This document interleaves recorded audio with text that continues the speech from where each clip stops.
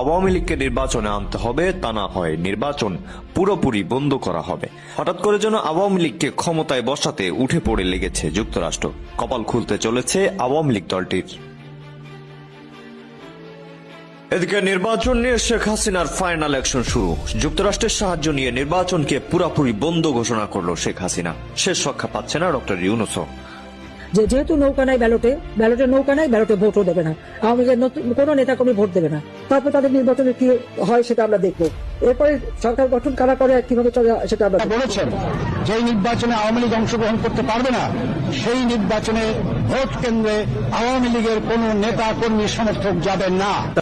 আগামী 12 ফেব্রুয়ারির নির্বাচনকে অবৈধ ঘোষণা করেই হাইকোর্টের রিট জারি। হঠাৎ করে নির্বাচন বন্ধ করে দিল জাতিসংঘ। আওয়ামী লীগ ছাড়া কোনো নির্বাচন হবে না, সাফ জানিয়েছে ভারত। এদিকে আওয়ামী লীগের কর্মীরা ভোট কেন্দ্রে যাবে না, নির্বাচন প্রতিহত করবে। ভারত থেকে জানিয়েছেন সাবেক প্রধানমন্ত্রী শেখ হাসিনা। আগামী 12 তারিখের নির্বাচন বাতিল, জাতিসংঘের অধীনেই হবে নির্বাচন।